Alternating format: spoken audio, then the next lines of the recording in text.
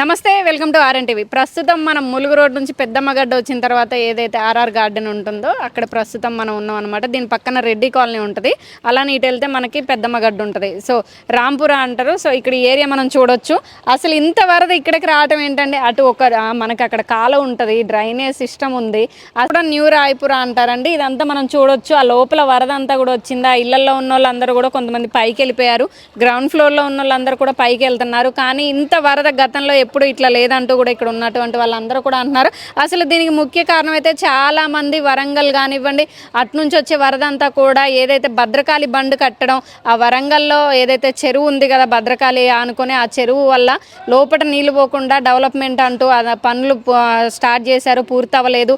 అలానే భద్రకాళి బండు వల్ల కూడా ఇదంతా వరద అటు నుంచి వచ్చేటువంటి ఉరుసుగుట్ట పై నుంచి వచ్చే వరద కానివ్వండి, మెడికోర్ హాస్పిటల్ అటు సైడ్ నుంచి వచ్చే వరద అంతా కూడా ఈ ఏరియాకి మళ్లించడం జరిగింది. ఇదంతా కూడా ఈ మొత్తం అంతా కూడా అధికారుల నిర్లక్ష్యం అంటూ కూడా ప్రజలైతే ఆగ్రహం వ్యక్తం చేస్తున్నారు. నిజానికి కూడా ఇంత వరద ఎప్పుడు కూడా వర్షాలు పడినప్పటికి కూడా ఇంత వరద, ఇంత ఫ్లోటింగ్ అనేది గతంలో లేదు.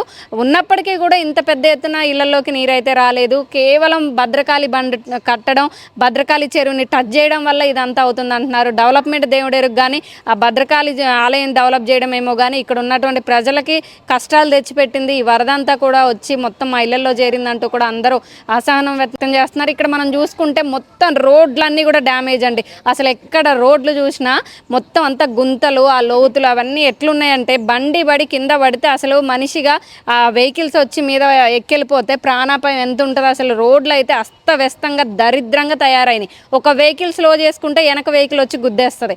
అట్లాంటి పరిస్థితులు వరంగల్ చుట్టూ కూడా, వరంగల్ నుంచి హన్మకొండ వెళ్ళాలన్నా, హన్మకొండ నుంచి వరంగల్ రావాలన్నా, కాజీపేట వెళ్ళాలన్నా మొత్తం అష్ట దిగ్బంధనం అయిపోయింది. ప్రజలందరూ కూడా అవస్థపడుతున్నారు. ఇక్కడ మనం చూడొచ్చు. ఇది కొంచెం మెయిన్ అంటే ఏదో రోడ్డుకుండే ఏరియా. ఇంకా లోపల మనం చూడొచ్చు అదంతా కూడా వరద అంతా కూడా ఏదైతే ఫస్ట్ ఫ్లోర్ కానివ్వండి, గ్రౌండ్ ఫ్లోర్ కానివ్వండి, అదంతా వరద వచ్చేసింది. ఇక్కడ వరకు కూడా చాలా మంది ఇబ్బందులు పడుతున్నారు. ఇళ్లలో కరెంటు లేక, కొంతమంది ఫోన్లో ఛార్జింగ్ లేక, ఎవరికి ఫోన్ చేస్తే ఎవరు హెల్ప్ చేస్తారు అన్నది కూడా అర్థం కాని పరిస్థితుల్లో చాలామంది ఉన్నారు. ముఖ్యంగా వృద్ధులు ఉన్న ఇటువంటి ఇల్లులు కానివ్వండి, చిన్నపిల్లలు ఉన్న వాళ్ళైతే చాలా అవస్థ పడుతున్నారు. చాలామందికి అందుబాటులోకి ఎవరు అధికారులు రావట్లేదు. అధికారులు నిర్లక్ష్యం వ్యవహరించారు. నాయకులు కూడా ఎవరు పట్టించుకోవట్లేదు అంటూ కూడా చాలామంది అసహనం వ్యక్తం చేస్తున్నారు. ఓట్లప్పుడు వస్తారు కానీ కనీసం మేము సమస్యల్లో ఉంటే ఇంత వరద వస్తే ఎవరు మమ్మల్ని పట్టించుకోవట్లేదు అన్నారు. కొన్ని ఏరియాల్లో తిరుగుతున్నారు కానీ చాలా వరకు కూడా చాలామందికి వరద బాధితుల దగ్గరికి ఎవరు వెళ్ళట్లేదు, ఎవరు పట్టించుకోవట్లేదు అన్నారు. అటు వరంగల్ చూసుకుంటే ఎస్ఆర్ఆర్ తోట కానివ్వండి, అటు మనకి బీఆర్ నగర్ కానివ్వండి, ఎన్ఎన్ కాలనీ కానివ్వండి, ఇవన్నీ చూసుకుంటే ఇక్కడ మనం అదంతా పక్క పెడితే హన్మకొండ ఎంత పెద్ద సిటీ. ఇక్కడ మెయిన్ రోడ్డు మీదకే కాదు, ఇటు ఇళ్లలో కూడా ఎప్పుడు చూడనటువంటి వరద, చూడని ఏరియాల్లో కూడా వరద వస్తుంది. దీని అంతటికీ కారణం కేవలం చెరువులు కబ్జాలు చేయటం, నిర్లక్ష్యంగా ఎవరికి పడితే వాళ్ళకి పర్మిషన్లు ఇచ్చేయడం, నాలాల మీద కానీ, చెరువుల మీద కానీ, అటు డ్రైనేజ్ సిస్టమ్ మీద, అసలు డ్రైనేజ్ ఉన్న ప్లేసెస్ కానీ అంతా కూడా కబ్జా చేసి ఇల్లులు కట్టేసుకొని ఇవాళ నీళ్ళు వెళ్ళమంటే ఎటు వెళ్తాయండి? ఎక్కడికి వెళ్తుంది? వర్షం నీరు అంతా వెళ్ళాల్సింది చెరువుల్లోకి, కాలువల ద్వారా బయటికి వెళ్ళిపోతాయి. అట్లాంటిది మొత్తం అంతా కూడా కబ్జాలు చేసేసి ఇష్టారాజ్యంగా ఇల్లులు కట్టేసుకుని, లేకపోతే దందరాయిలు కానివ్వండి, ఏదైతే కబ్జా రాయిలు కానివ్వండి, వీళ్ళందరూ కూడా ఇష్టానుసారంగా కబ్జాలు చేసేసి చెరువులు మాయం చేసేయడం వల్ల ఇదంతా కూడా ఎవరైతే నిరుపేదలు కానివ్వండి, సామాన్య ప్రజలు ఇబ్బంది పడుతున్నారు. వీళ్ళు చేసినటువంటి తప్పులకి సామాన్య ప్రజలు బలవుతున్నారు. ఈరోజు ఒక్కరోజు కురిసిన వర్షానికి పరిస్థితి ఇలా ఉంటే, ఈరోజు కూడా వర్షం పడి ఉంటే వరంగల్ ప్రజల పరిస్థితి ఏంటి? అసలు ఇంత తలుచుకుంటేనే అందరికీ ఒంట్లో వణుకు పుడుతుంది. అటు ఎక్కడ చూసినా రోడ్లు డ్యామేజ్, ఎక్కడ చూసినా ఇబ్బందులు, కార్లు కొట్టుకుపోవడం, బండ్లు కొట్టుకుపోవడం, ఎవ్వరికి కూడా అసలు హెల్ప్ కూడా అందట్లేదంటూ కూడా అసహనం వ్యక్తం చేస్తున్నారు. ఇదే కాదు, ఇది మనం ఒక దగ్గర లోపలికి వెళ్ళి చూపించే ప్రయత్నం చేద్దామన్నా కానీ అసలు అక్కడ డ్రైనేజ్ ఎక్కడ ఉంది, రోడ్డు ఎక్కడ ఉంది తెలిసే పరిస్థితి లేదు. అటు లోపలికి వెళ్ళి చూపించే అంత కూడా లేదు. మనం మెయిన్ రోడ్డుకి ఉన్నటువంటి ఏరియాలో ఉన్నాము.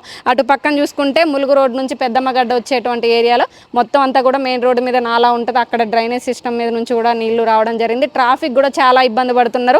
వెళ్ళేటువంటి ఎమర్జెన్సీ ఉండి హెల్త్ పర్పస్ అంబులెన్స్ వెళ్ళాలంటే కూడా అవస్థలు పడే పరిస్థితి ఈరోజు మన వరంగల్కి ఇంత దుస్థితి ఏర్పడింది. అసలు దీనికి అసలు కారణం ఎవరండి? ఎవరి నిర్లక్ష్యం? అధికారులు చేసే తప్పిదాలకి సామాన్య ప్రజలు బలవాలా? అసలు పర్మిషన్లు ఎందుకు ఇవ్వాలి?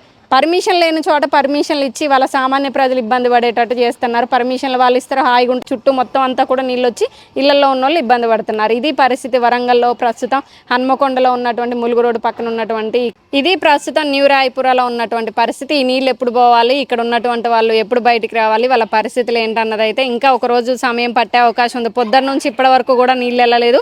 ఇదంతా కూడా వెళ్ళే వరకు రేపు ఉదయం అవ్వచ్చు, రేపు మధ్యాహ్నం అవ్వచ్చు, మొత్తం అంతా క్లియర్ అయ్యే టైం ఇంకా 24 hours పట్టిన ఆశ్చర్యం లేదు. అంత వరద, అంత ఫ్లోటింగ్ అనేది ఇక్కడ ఉంది. సో ఇలాంటి మరిన్ని వార్తలు మీ ముందుకు తీసుకొస్తున్నాం. మీ ఆర్ఎన్ టీవీ. Keep watching.